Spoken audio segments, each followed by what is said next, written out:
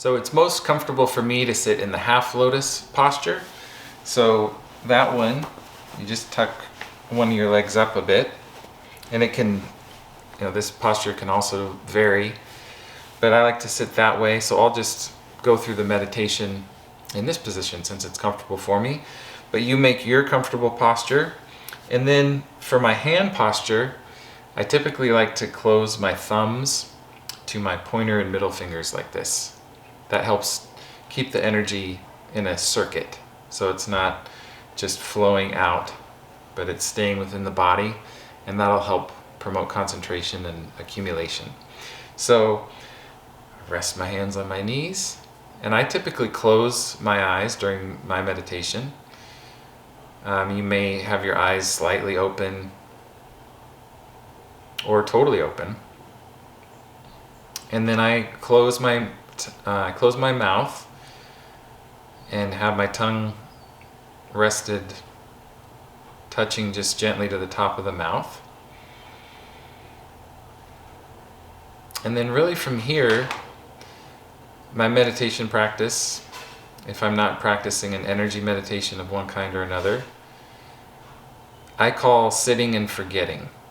And I've gleaned that term from books I've read, and it seems to me the best name for my meditation practice. But I could also phrase it as sitting and remembering too. But it's really simple. We're not going to do any elaborate movement with the hands or even any elaborate form of concentration. It's really just sitting, and I would say at first it's forgetting and then it's remembering. But as I sit, I just first focus on the body, relax the body. So I relax my shoulders and I relax the chest. And you can feel the top of your head relax and your face. And even deep within the brain.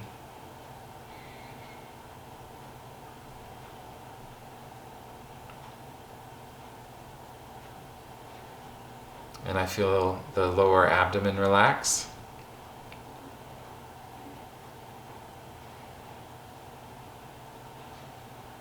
And I just continually scan the body, and almost not scanning, but just waiting, watching, and seeing if anything pops up, seeing if I notice any tension.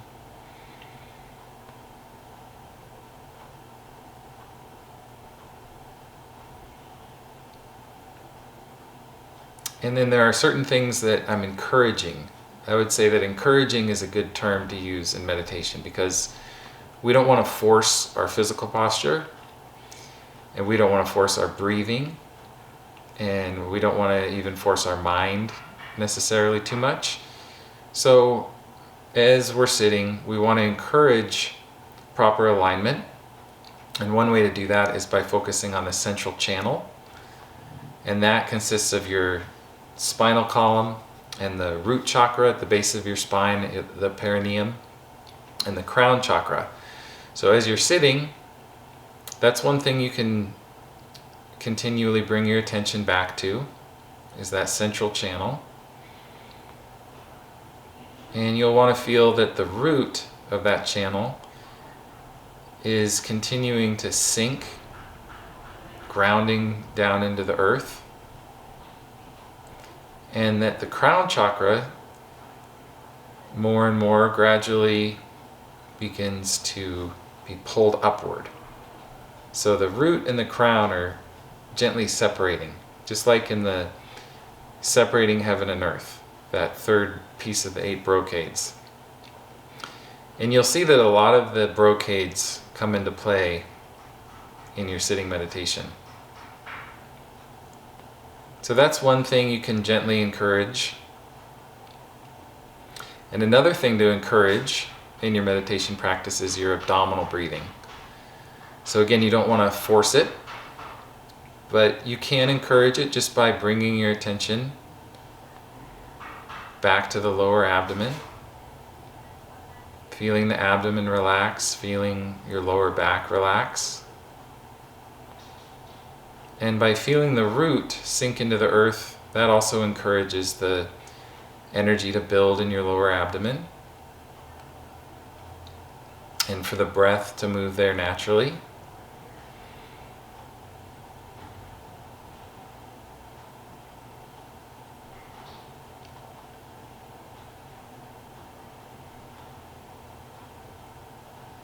And then certainly another thing you'll want to encourage in your practice is your shoulders and chest being relaxed. The more you have a strong, sturdy foundation in your lower body, the more you can let go in your chest and shoulders, and you'll find that you can actually relieve so much neck and shoulder tension just by sitting, and just by very consciously letting go and relaxing your chest and shoulders. Encouraging your energy and your concentration to sink down into the abdomen. And as that happens, as you're sitting and your breathing and your energy begin to build and begin to ground, every time you breathe in to the abdomen, you'll feel that action of the root and the crown separating and gently pulling apart. And so that'll further release tension in your neck and shoulders.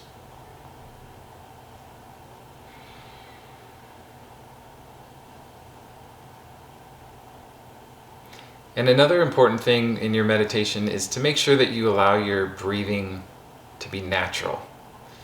And so that's why I use the term encouraging when I talk about encouraging your abdominal breathing. But you also want to allow it to be natural, so that if your body feels inclined to take a deep chest breath, that you allow it to do that, to open up the heart. And then that'll just allow for energy to sink and settle into the abdomen. The more that you open the heart, the energy will descend into your abdomen. And it'll also help you disperse stagnation in your chest and shoulders. So remember that, allow your natural breathing. Don't try to force your breathing for too long of a period. Sometimes you will want to intentionally breathe a certain way, but I wouldn't encourage you to do that for too long of a period.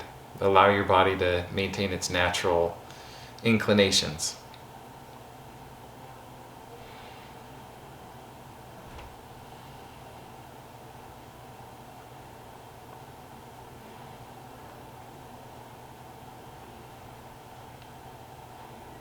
And another thing that I practice in my meditation, a thing to just bring awareness back to, a thing to think about and to bring our attention back to often, is our 3 dantian. So one of the easiest to feel is your upper dantian.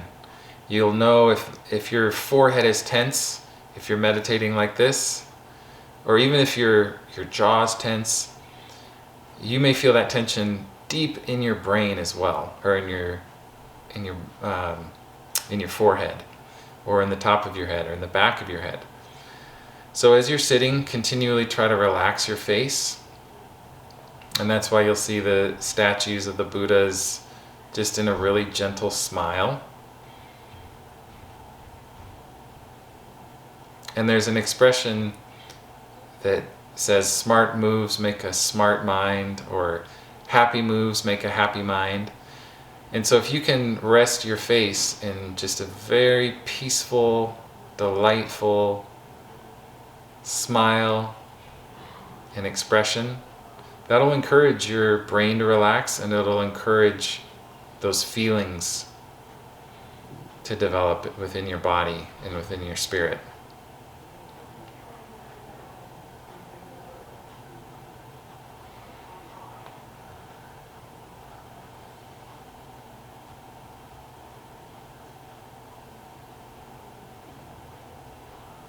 And then oftentimes bringing your mind back to your middle dantian, feeling the chest.